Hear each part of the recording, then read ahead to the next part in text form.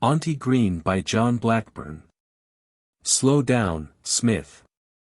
I told you my appointment's not till 8 and I don't want to arrive early. It was a lovely evening. The hills gay under the setting sun, a waterfall foaming at the head of the valley and trees swaying in the breeze blowing from the sea. Very beautiful, but Sir James Crampton did not appreciate scenic beauty and he scowled through the rear window of a Rolls Corniche. He had once known the district much better than he knew the back of his own hand and he hated it. Every hill, every tree, every stream and field and farmhouse sickened him. Fork left at the church when we get to the village, Smith. Sir James spoke with authority because he was a knowledgeable, authoritative man, and he owned things. Since leaving the orphanage all he touched had turned to gold and his current assets included a prosperous civil engineering firm, a fleet of lorries, a large number of flats, houses and office blocks, and over $3 million earning tax-free interest in a Swiss bank account. He also owned the Rolls-Royce and its driver, William Smith, who was his slave, body, soul and mind.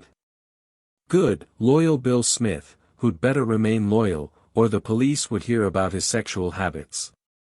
Crampton had paid off the last prostitute Smith roughed up, but he'd taped a recording of her complaints and the tape could set Bill up in a dock at the Central Criminal Court, the Old Bailey. Yes, Sir James Crampton, KCMG, awarded for services to the export drive, had many enviable chattels, machines and money, men and women, bricks and mortar, but there were other possessions no one would envy. An army of malignant cells was consuming his lungs and liver and emotion had already consumed his soul.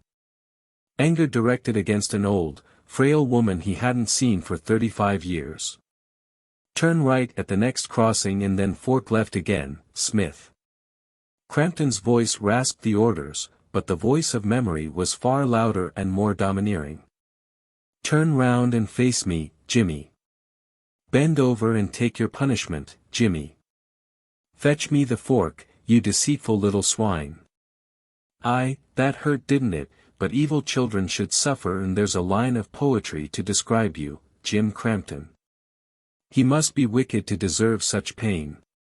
The fork stabbing his arms and thighs, the whip slashing his buttocks, the woman's expression while she pressed his fingers against the portable oil stove. Worst of all, the creatures swimming under the cupboard. He must be wicked to deserve such pain. Why had Auntie Green, she'd told him to call her that after the council appointed her and uncle his foster parents, believed he was wicked? Had her dislike made him imagine he was a murderer, and had he talked in his sleep? If so, he'd talked nonsense. He had not wanted to kill his own parents, though he wasn't sorry when he regained consciousness in the hospital and a nurse told him they were dead. Bang, you're dead. The Rolls was passing a public house and Sir James thought of another car and another pub. An old, rusty Ford parked outside the Jolly Gardeners and a lonely boy waiting. Mum and Dad had promised they were only stopping for a quickie, but they were staggering when they finally came out and he must have waited 2 hours for them, trying to read a comic under the interior light and playing with his toy pistol. There was only one cap left in the pistol and surely its tiny report couldn't have caused Dad to lose control of the car and swerve into the bus. The long wait had made him angry, but he didn't really mean to harm Mum and Dad. He was joking when he pointed the muzzle against Dad's ear and shouted, "Bang, you're dead." Just a bitter, childish joke and nobody had criticized him. The police and the magistrates were sure that alcohol and a faulty steering system were responsible for the crash.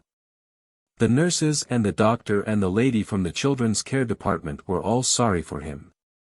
Everyone was sympathetic and kind. Everyone except Auntie Green, the witch of his nightmares. I know you are glad to be rid of your parents, Jimmy, and I don't dislike you for that. I don't even blame you if you did kill them, because drunken sots are no loss to the world. But bad people breed bad children and I can recognize a bad child. You're a bringer of evil, Jim. You fooled me at first, but I've rumbled you now. I sensed your badness the moment you stepped into this house.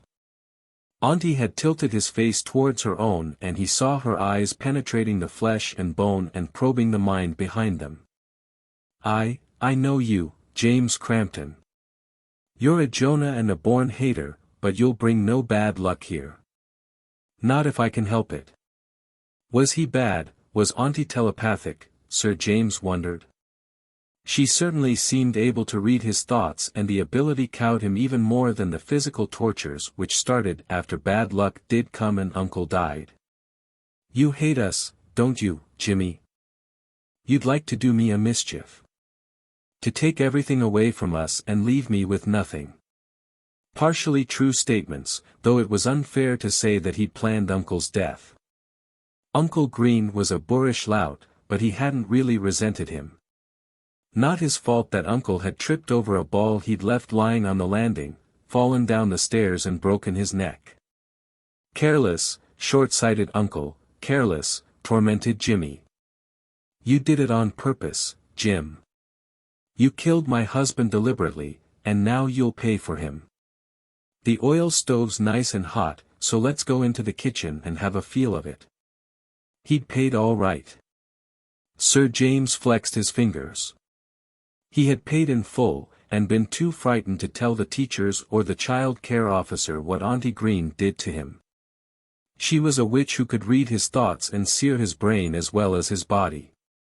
He'd suffered patiently until breaking point came and knowledge came too. The realization that, though Auntie dominated him mentally, he was physically stronger. That wonderful day when she failed to force his fingers against the paraffin heater. He picked the heater up and threw it at her. Auntie Green survived the fire which scarred her face and turned Wildmere Cottage into a blackened ruin, but she didn't dare to say how the fire had started. Silly, cruel Auntie went quietly to hospital. Wicked, lucky Jimmy remained quiet at the orphanage. Mrs. Green was virtually a pauper. Sir James Crampton was a knight of the realm and a multimillionaire. We're still early and you're driving too fast, man. They had crossed a bridge. Sir James consulted his watch and growled at the chauffeur again. Smith was eager to complete the journey because he'd been promised a reward at journey's end. The harlot's tape recording which could put him behind bars. Prison bars, an unpleasant cage, but nothing compared to the cage he had experienced himself. The dark walls of the cupboard above the disused well. The creaking floorboards screening the shaft of the well, though not the smell of the water. Sour, stagnant water with sour things in it, soft slimy things though they had jaws and claws and tentacles. He knew they were there, Auntie Green had described them to him. She had also told him that the floor was weak and rotten. If he fell through the floor, those things would have him. But he hadn't fallen and he never would. Somebody else would go screaming down the well shaft. Somebody else would plummet into the sour water, and there was another poem as appropriate as Auntie's, a poem concerning execution.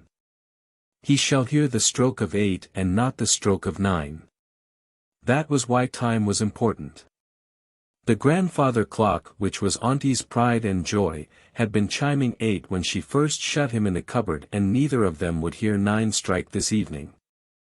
The miles and minutes were creeping on and the place of execution was in sight. Wildmere Cottage. He'd almost forgotten the place till current pain revived early anguish.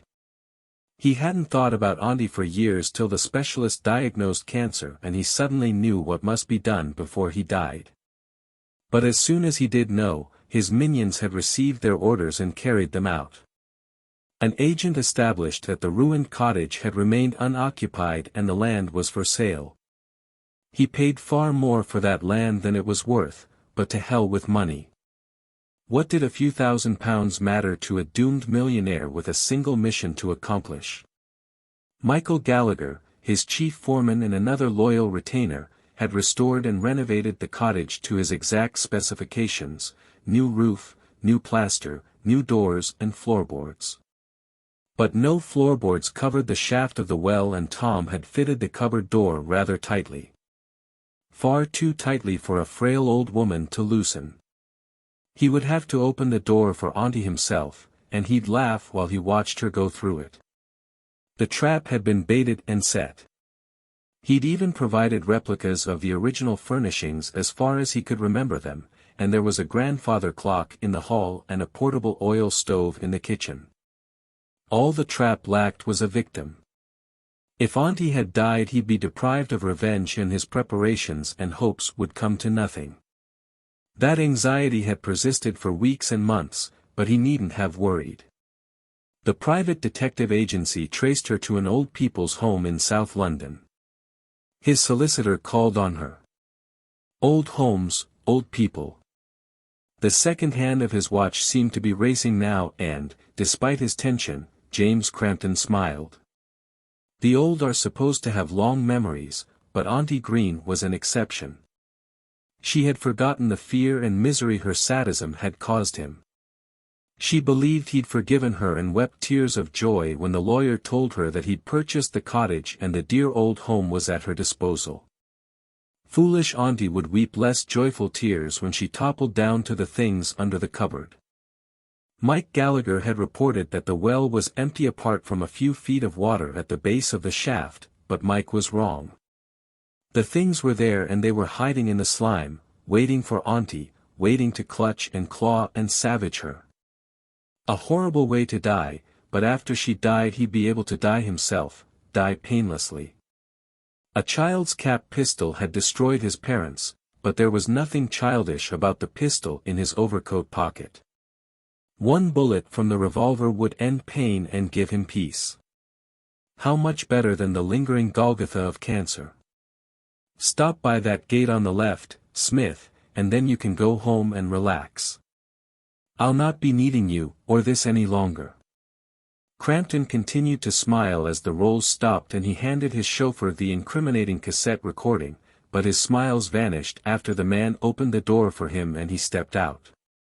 "Open the door and go into the cupboard, Jimmy," said the voice of torment. "Naughty boys must be locked up alone in the dark, and I wonder how long I'll keep you locked up, an hour, a day, maybe forever. But, however long, you'd better not try to escape, Jim Crampton. If you move a muscle the floor will collapse and down you'll go. Down to them that's waiting. Them, the dark, alone, forever. He must be wicked to deserve such pain." Dusk was gathering, the tail lights of his car were tiny specks on the horizon, and far off in the distance he heard a church clock strike the hour. The stroke of 8 and not the stroke of 9. He'd kept his appointment to the minute, and he would not be alone for long. Though the path ahead of him was dark, the cottage windows were brightly lit. Auntie was at home and he was going home. A home he dreaded, but the place where he'd find peace, and the heavy revolver swung comfortingly against his thigh while he strode forward to obey destiny.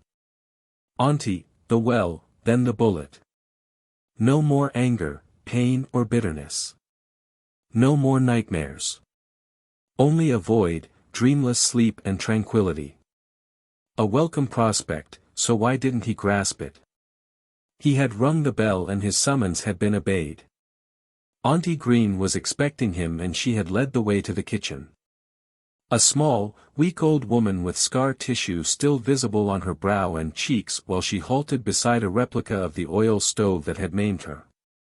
A pathetic, defenseless little woman, who smiled pleasantly at him, but the woman he hated, the witch he had come to kill. So why couldn't he kill her? Why had his hands become paralyzed? He might be ill, but disease hadn't affected his muscles yet and his fingers were on a doorknob. Why wasn't he strong enough to release a jammed door and throw Auntie into the cupboard? Was she too small, too weak and defenseless perhaps? Too old and pathetic? Was it possible that she was innocent and had never harmed him? Did he suffer from a persecution complex, paranoia? Difficult problems, but soon solved. The woman crossed over to him, the years slipped away and she was no longer old or pathetic. She was a fiend whose eyes could penetrate his skull and brain and read the thoughts behind them. She had known his intentions from the moment the lawyer called on her. She knew that there was no floor over the well shaft. She knew he was a child again. "Open the door and go into the cupboard, Jimmy," said Mrs. Green, and Sir James Crampton obeyed. Though he didn't go alone. Strength returned as he stepped to meet the things at the bottom of the well. Wicked Jimmy clutched Auntie's arm and dragged her down with him. Next story. Miss Mac by Michael McDowell. When Miss Mac showed up in Babylon in the late summer of 1957, nobody knew what to think of her. She had come from a little town called Pine Cone, and had a brother back there who did ladies' hair in his kitchen. Miss Mac was a huge woman with a pig's face, and short crinkly black hair that always looked greasy. Her vast shapeless dresses of tiny patterned fabric seemed always to have been left too long in the sun. She always wore tennis shoes, even to church, because, as she candidly admitted, any other sort broke apart under her weight. She wasn't old by any means, but a woman of such size and such an aspect wasn't regarded in the usual light, and nobody in Babylon gave any thought to Miss Mac's age. For 7 years she had traveled all over Alabama, Georgia, and Florida, doing advance and setup work for the photographer who came in and took pictures of the grammar school children. She had been to Babylon before, on this very errand, and the teachers at the grammar school remembered her. Now the photographer was dead, and Miss Mac returned to Babylon.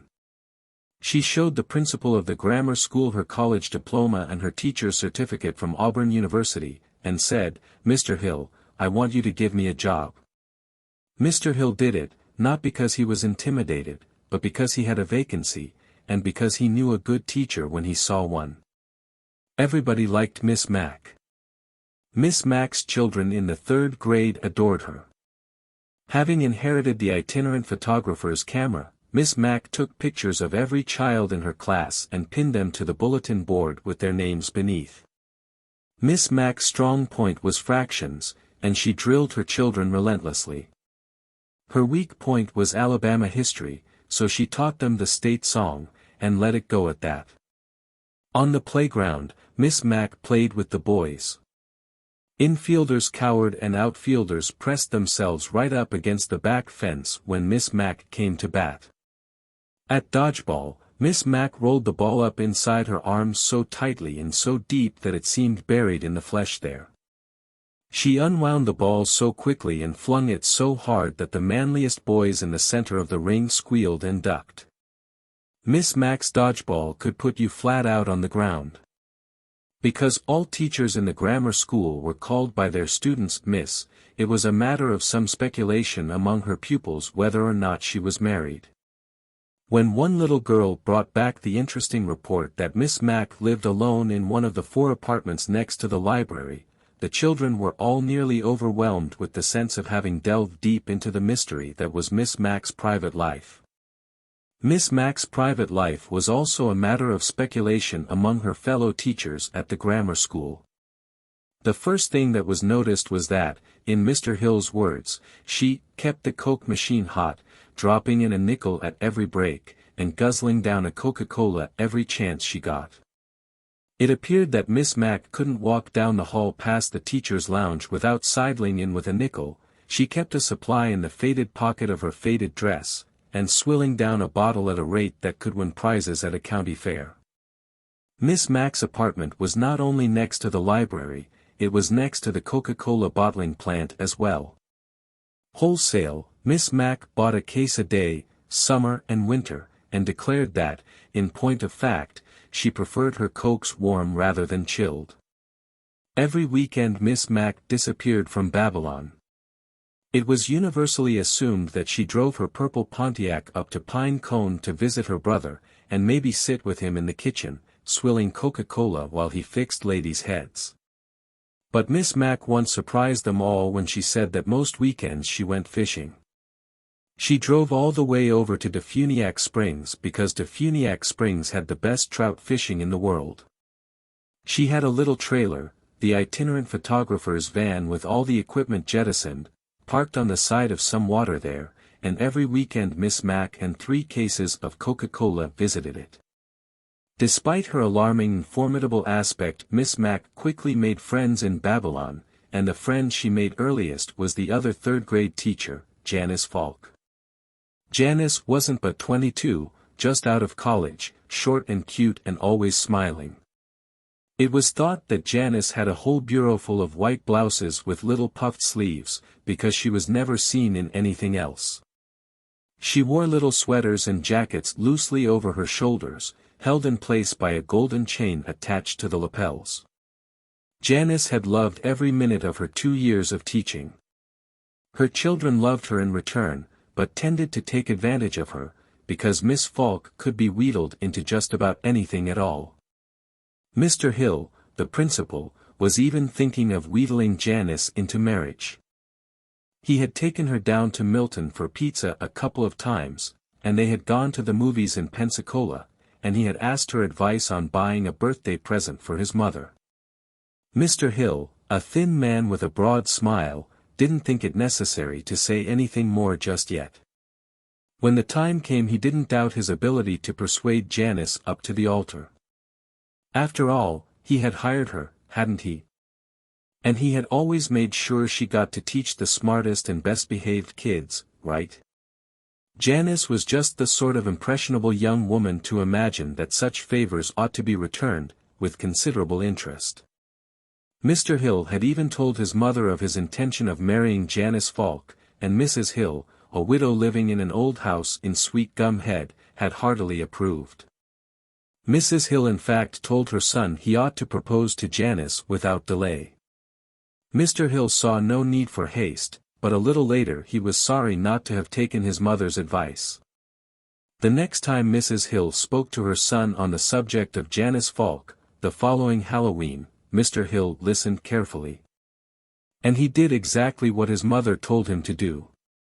For what Mr. Hill hadn't counted on in his sanguine projection of easy courtship and easy marriage was the friendship of Janice and Miss Mac. One Friday morning recess, the bully of Janice's class had fallen on the playground and split open his head on a rock. Janice had been about to run for Mr. Hill, but Miss Mac was right there, kneeling on the sandy ground, lifting the boy's head onto her lap, bandaging it as coolly as if she had been a trained nurse. Janice began to come to Miss Mac for other help and advice. Soon she was coming for the mere pleasure of Miss Mac's company. Janice's mother was dead, and her father worked 5 weeks out of 6 on an oil rig in Louisiana. She lived alone in a little clapboard house that was within sight of the grammar school.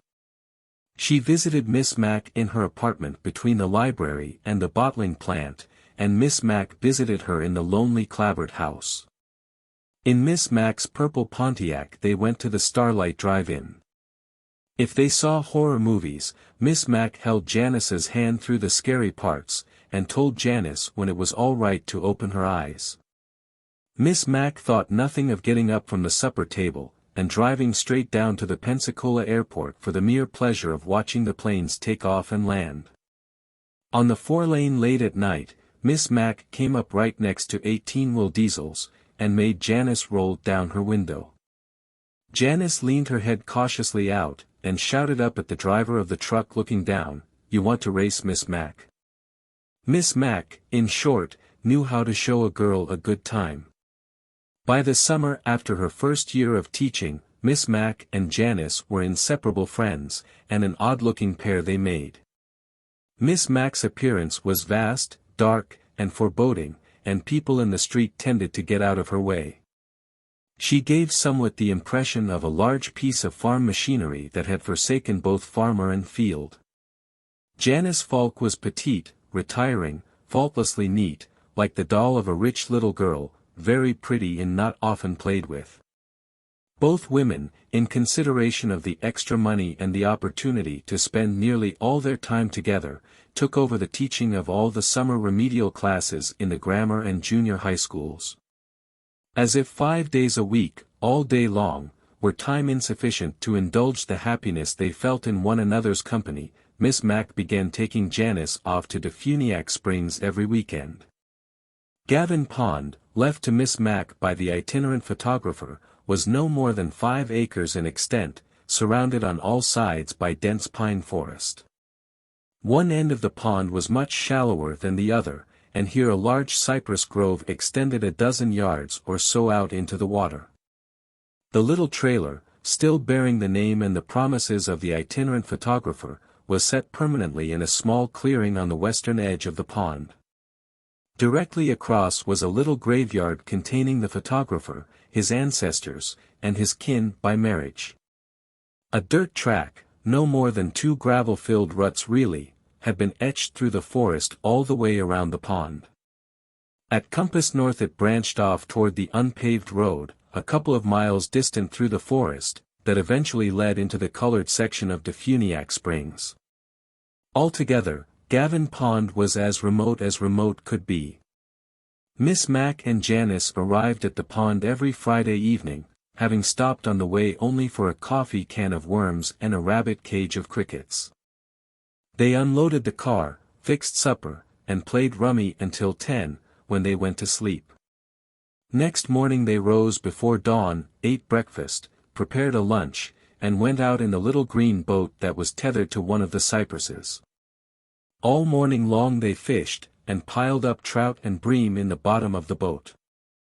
Janice thought this great fun, so long as Miss Mac baited her hook and later removed the gasping fish from it. The 2 women beneath their straw hats didn't speak, and all that could be heard were the kingfishers in the cypress, and the cage of crickets sitting in the sun on the hood of the Pontiac. Miss Mac liked the sound, and said they chirped louder when they were hot. At noontime, Miss Mac rode over to the little cemetery. There among the Gavin graves, the 2 women ate sandwiches and drank Coca-Cola, though Janice, deliberately to antagonize her friend, sometimes insisted on Dr. Pepper instead. Over this lapse of taste, Miss Mac and Janice passed the time in pleasant and practiced argument. In the heat of the afternoon, they returned to the trailer. While Janice napped, Miss Mac sat in the Pontiac, hot though the vinyl seats were, and listened to the baseball game over the radio. This weekly indulgence necessitated always carrying an extra battery in the trunk against the possibility of failure. In the late afternoon, they sat out in folding chairs by the pondside, talking and slapping at mosquitoes. Miss Mac had a large stick across her lap. Every time Janice screamed and pointed out a snake, Miss Mac leaped from her chair and killed the creature with a single blow. She lifted its mangled body on the stick and waved it before Janice's face in retaliation for the Dr. Pepper. Once Miss Mac killed a rattlesnake in the same manner, hesitating not a single moment in running up to the creature and cudgeling it as ferociously as she would have attacked the most harmless king snake. She sliced off its head and rattles, skinned it, cut out its single line of entrails, and then coiled it up in a buttered skillet and cooked it. She made Janice swallow 2 bites, and she ate almost all the rest herself. But most evenings they ate the fish they had caught that day, Miss Mac consuming far more than Janice. After supper they played more cards, or read each other riddles out of paperback books, or just talked. They drove back to Babylon on Sunday afternoon, arriving sometime after dark, tanned and weary, but already looking forward to the next weekend. Mr. Hill knew of these trips, and Mr. Hill didn't like them one little bit. Through her friendship with Miss Mac, Janice had changed, and, so far as Mr. Hill was concerned, not for the better. Janice no longer wanted to go to Milton for pizza, because Miss Mac didn't like pizza and Janice had decided that she didn't like it either. Janice no longer considered it a wonderful privilege to be asked to go to Pensacola to a movie, because it was so much more fun to go to the airport and watch the planes take off and land, and try to guess which relatives waiting in the coffee shop would go with which passengers coming through the gate. Mr. Hill didn't even get to see Janice in church on Sunday morning, and sit next to her, and hold her hymn book, because on Sunday morning Janice was fishing out at Gavin Pond with Miss Mac, getting burned by the sun and eaten up by mosquitoes. Mr. Hill, in short, was worried. He feared that, because of Miss Mack's influence, Janice would refuse his offer of marriage. Mr. Hill's mother, to whom he confessed his anxiety, said, "Miss Mack will never let Janice go. You got to take back what's rightfully yours. And if you can't think of anything, then you come on back to me, and I'll tell you what to do." Quite beyond any consideration of his fondness for Janice Falk, Mr. Hill had no intention of allowing his comfortable plans to be thwarted by a fat woman with greasy black hair and a face like a pig's. One day in August, right after a meeting of the teachers preparatory to the beginning of the academic year, Mr. Hill said to Miss Mack, "You gon' keep going out to your fishing pond after school starts, Miss Mack?" "I sure do hope so," replied Miss Mack. "Even though we probably can't get away until Saturday morning from now on." Deftly ignoring Miss Mack's Mr. Hill went on, "Where is that place anyway?" "It's about 10 miles south of Defuniak Springs." "Hey, you know what? My mama lives in Sweet Gum Head, you know where that is? I have to go through Defuniak Springs to get there. One of these days when I go visit my mama, I'm gon' stop by your place and pay you a visit." "I wish you would, Mr. Hill. We have got an extra pole, and an extra folding chair. This weekend I'm gon' put your name on and Janice, and I will start waiting for you." Under normal circumstances Miss Mack's hospitality would have been extended to Mr. Hill's mother. But in her travels through the southern countryside, Miss Mack had heard stories about that old woman. Though Janice and Miss Mack returned to Gavin Pond every weekend in September and October, Mr. Hill didn't come to visit them there. Finally one day, toward the end of October, Janice said to Mr. Hill, "Mr. Hill, I thought you were gone go see your mama sometime and stop by and see Miss Mack and me out at the pond. I wish you had, 'cause now it's starting to get cold, and it's not as nice. We're going out this Halloween weekend, but that's gon' have to be the last time until spring." "Oh Lord," cried Mr. Hill, evidently in some perturbation. "Didn't I tell you, Janice?" "Tell me what?" "You're gon' be needed here at the school for Halloween night." "Saturday?" "That's right. I was gon' get Miss Flanoy to do it, but her husband's getting operated on in Pensacola on Friday, and she says she can't." Gallstones. Janice was distraught, for she had intended to savor this last weekend at the pond. She came to Miss Mack with a downcast countenance, and told her friend the news. "Oh, that's not so bad," said Miss Mack. "Tell you what, we just won't go out at all until Sunday. We'll make just the one day of it." "No sir," cried Janice. "I don't want you to miss your weekend on my account. You were going out there long before you knew me, and I certainly don't want you to miss your final Saturday out there. Sunday's never as good as Saturday out at the pond, Miss Mack, you know that. You go on, and I'll drive out on Sunday morning. I'll be there before you get up out of the bed." Early on Halloween morning, Janice appeared at Miss Mack's door with a paper bag filled with sandwiches. When she answered the bell, Miss Mack fell back from the doorway in apparent alarm. Janice was wearing a Frankenstein mask. "Is that you under there, Janice? 'Cause if it isn't, I'm sorry, whoever you are, but I don't have a piece of candy in the house. I ate it all up last night." Janice removed the mask. "It's me, that's all." She handed Miss Mack the bag of sandwiches. "I sure do wish I were going too," she sighed.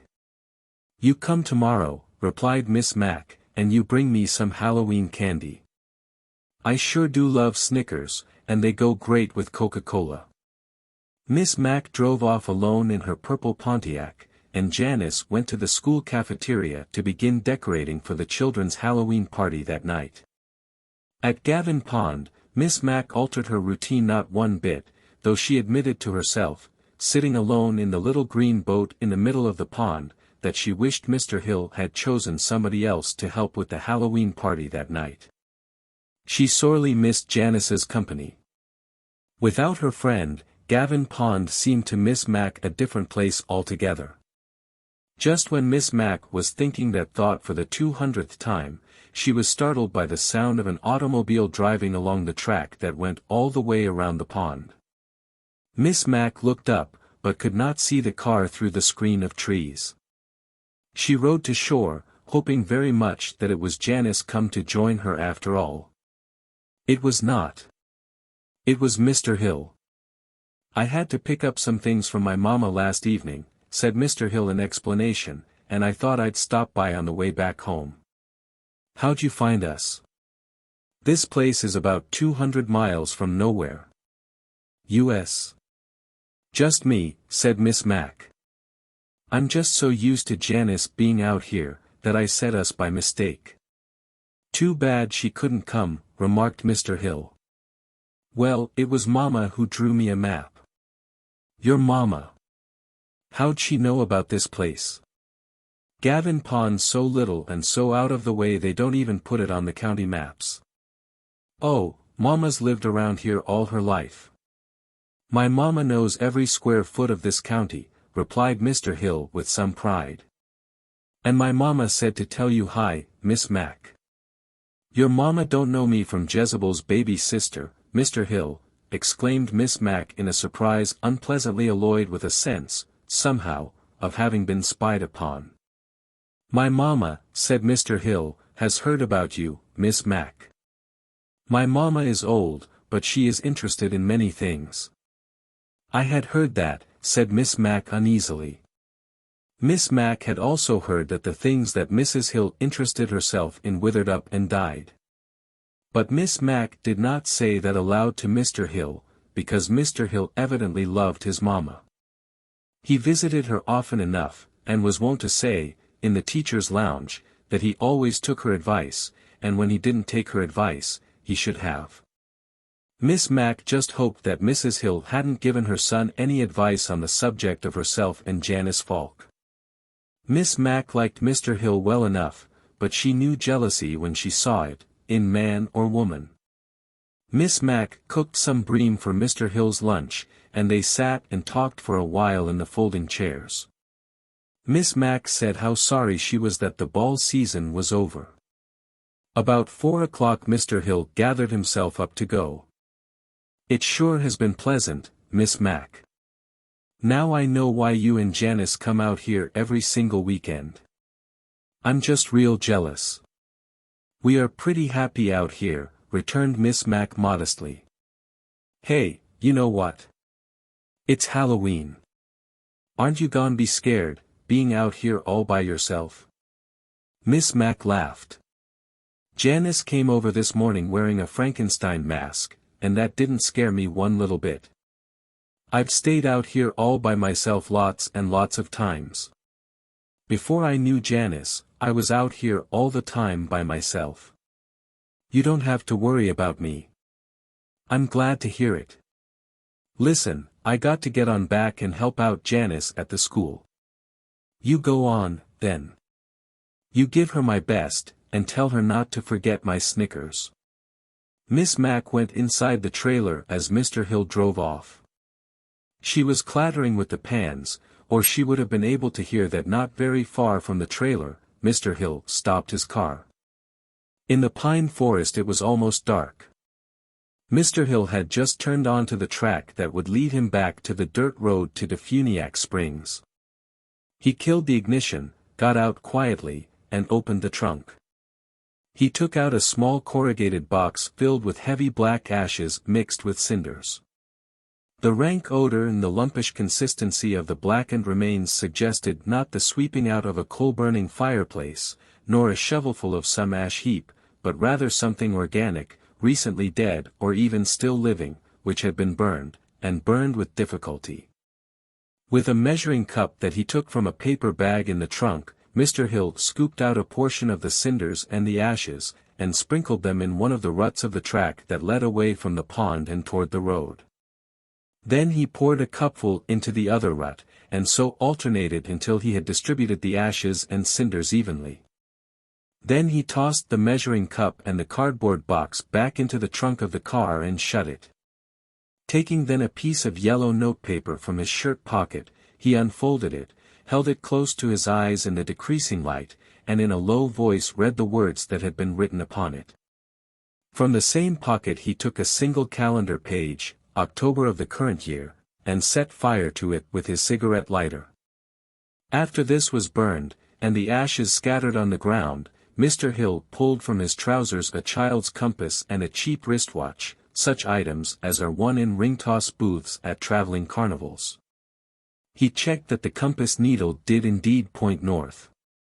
He put the wristwatch to his ear to hear its ticking. He dropped both into the heaps of ashes, and crushed them beneath the heel of his shoe. As Mr. Hill got quietly into his car and drove slowly away, the twilight was deepening into night. The piles of ashes began to blow away. The heavier cinders alone remained, dull and black and moist. The broken springs and face and glass of the wristwatch and compass gleamed only faintly.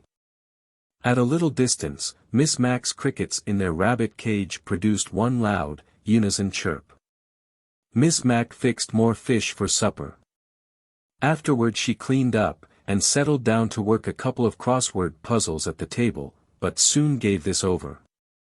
She had much rather be playing cards with Janice, or trying to guess the riddles that Janice put to her. She went outside, and looked up at the sky. She wore a sweater because the nights were chilly in October. There was a new moon, but the sky was so clear and so bright with stars that Miss Mack had no difficulty in discerning its circle of blackness against the black sky. She went back inside and went to bed earlier than was usual with her. She was lonely and told herself that the sooner she got to bed, the sooner she might rise. She intended to get up very early, in expectation of Janice's arrival. Miss Mack awoke at 6, or at least at what her internal clock told her was 6 o'clock. But it obviously wasn't, for the night remained very black. Miss Mack could see nothing at all. She rose and went to the door of the trailer and peered blearily out. It was still deep night, and when she looked toward the east, directly above the little plot of Gavin graves on the far side of the pond, she could discern no lightening of the sky. Miss Mack thought that she had merely been so excited by the prospect of Janice's arrival that she had risen an hour or so before her time. She was about to turn back into the bed for another while, when she suddenly noticed, in the sky, the same black circle of moon as she had seen before. It hadn't moved. Miss Mack was confused by this. The moon rose. The moon set. It never stayed still. Perhaps, she attempted to tell herself, it had moved a little. In that case, she had been asleep not 8 hours but perhaps only 1.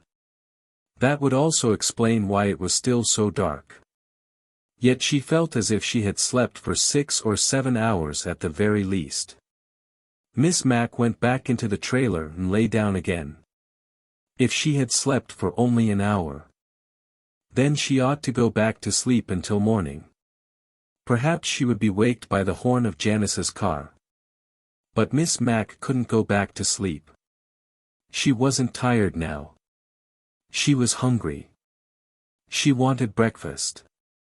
So, thinking how foolish she was, she lighted a lamp, and set up the little stove, and cooked bacon and eggs and ate them all up. She stood once more in the doorway of the trailer, and looked out across the pond. The sky was no lighter. The moon had not moved. Miss Mack said aloud, "I am dreaming. I am asleep in the bed, and I am having a dream." She looked at the bed behind her, as if she thought she might indeed see her sleeping self there. She looked back out at the night. She pinched her arm, and held it next to the lamp, watching the flesh turn color. Nervously, she opened a Coca-Cola, and pulling a sweater over her nightdress, walked out to her car, got in, and turned on the radio. There were only 2 stations on the air, so she knew it was very late at night. More stations came on at 4 or 5 with the farm reports. So it had to be earlier than that. She went to 3AM in Montgomery, and got the announcer. Halloween night, don't let the goblins get you. Lock your doors and close the curtains, boys and girls.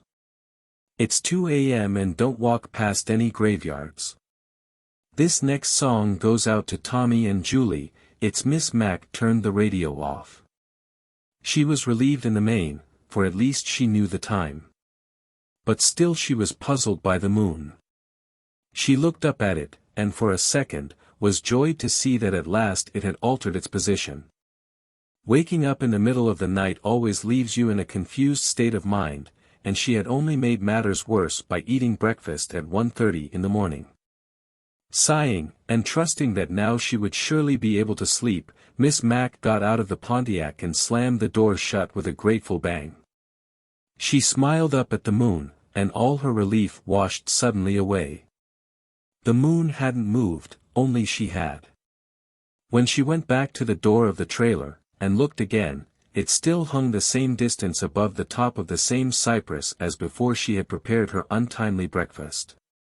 Miss Mac returned to the trailer and lay down a third time. Her nervousness she carefully ascribed to the strangeness of being up and about so late at night. She willed herself to sleep, slipped into unconsciousness, and woke at a time that seemed at least several hours later. Certainly she suffered the grogginess and physical lassitude attendant upon too much sleep. She went hastily to the door of the trailer. The moon had not moved. This time neglecting her sweater, she ran to the car and turned on the radio. WBAM was playing music, and she turned to the only other station. She heard the end of a song, and then the announcer came on. And here's the 2 a.m. wrap-up of some of the day's top stories. She turned the radio off. She sat very still in the front seat of the car, with her chin immobile upon the steering wheel, staring up at the moon, attempting to trace even the slightest movement. She could see none at all. Miss Mac, with nothing else to do, fixed more bacon and eggs. As she cooked, and as she sat at the table and ate, she refrained from looking out the door at the moon. She saved that for when she had carefully cleaned up. She went with conscious bravery to the door of the trailer and looked out, taking great care to stand exactly where she had stood before so that any slightest alteration of position would be detectable. The moon had not moved. It was still 2 a.m. on WBAM, and on the other station as well. This time she listened to the song that was dedicated to Tommy and Julie, and then turned to the wrap-up of some of the day's top stories. Not much happened on Halloween. With sudden resolution, Miss Mac ran back to the trailer, quickly dressed, and came back out to the car. She started it up, and backed onto the track.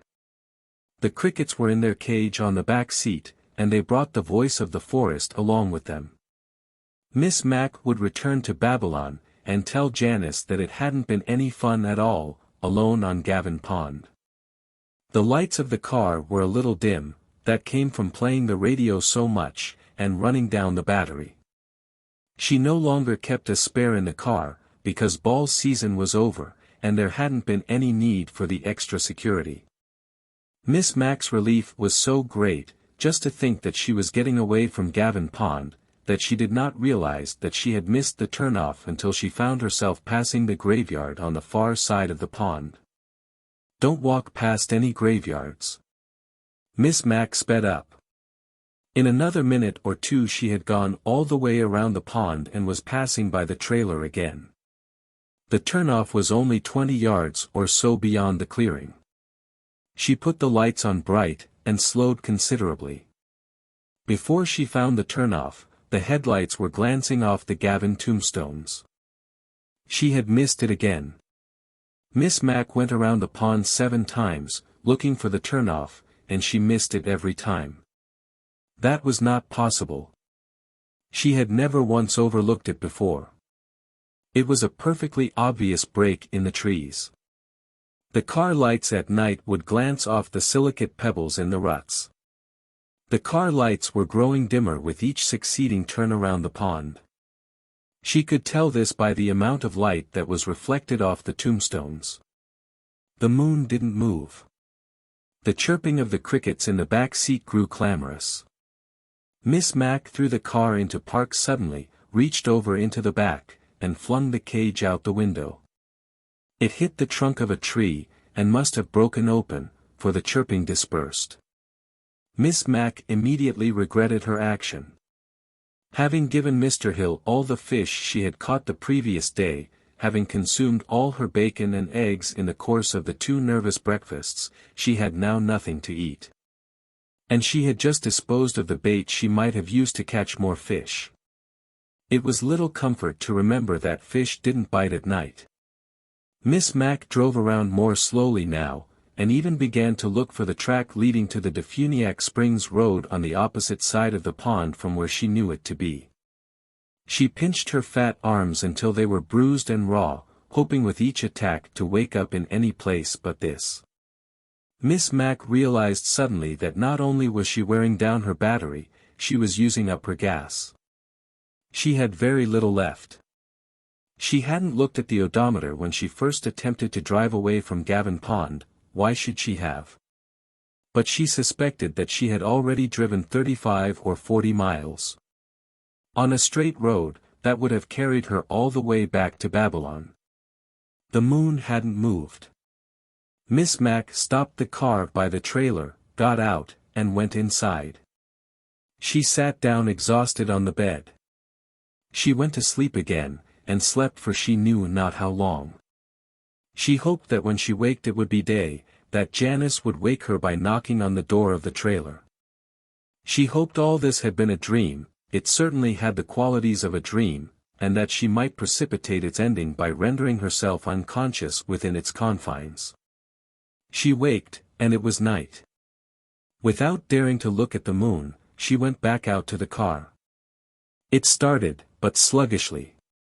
WBAM was still dedicating a song to Tommy and Julie, and she had very nearly memorized the 2 a.m. wrap-up. Miss Mac drove around and around the pond, and the Pontiac's wavering headlights fell in brutal alternation, now upon the metal trailer, now upon the white Gavin tombstones. She was no longer even looking for the turnoff. She drove as fast as she could around and around the pond, until the car, out of gas, rolled to a standstill just beyond the graveyard. Miss Mac tried the radio one more time. Faintly came the song for Tommy and Julie. She listened to it all the way through, thinking, if he plays another song, then I'll know that time is passing, and I'll be all right. If he starts over again, then I'll know that I'm dreaming. The battery failed on the last notes of Tommy and Julie's song. The car lights, which she had left on, faded to blackness. Miss Mac got out, and turned back. She walked past the graveyard, and slowly along the track from which the turnoff had unaccountably and indisputably disappeared. All the way back to the trailer, she stared at the ruts in the earth, and kept her mind solely upon the turnoff. She did not wish to miss it in her distraction. But the turnoff was not there. She did not stop at the trailer, but continued around again, until she came to the Pontiac, still ticking away its heat. Don't walk past any graveyards. From this point, it seemed useless to keep on in the track. She struck out into the pine forest, heading directly north, to where the dirt road led up to Defuniak Springs. Her way and her speed were impeded by tangled undergrowth and briars. The forest and the night were so dark that she sometimes walked directly into trees, not having been able to see them. Yet swiftness was not of such concern as was the maintenance of her direction. She forged straight ahead, knowing that if she only walked far enough, she would get somewhere. She had lost sight of the darkened moon, for the canopy of tree limbs was too thick to permit her to see it. But it was behind her, she knew, and she took some comfort with the reflection that she was walking away from it. At last, after she had walked about an hour, Miss Mac came to a little clearing in the forest. She caught a glimpse of dark water, but even before she had seen the trailer and the gleaming tombstones on the far side, she realized that she had returned to Gavin Pond. She made another attempt, and struck out directly southward.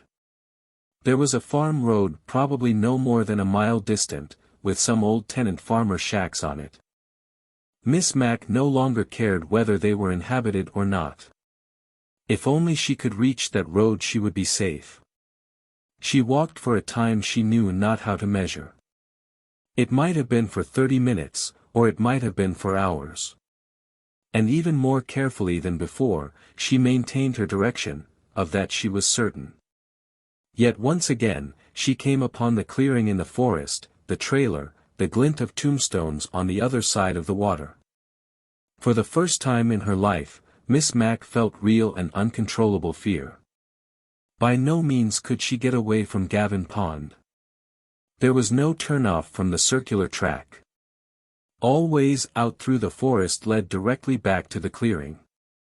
She had no food in the cabin, and no bait with which to fish.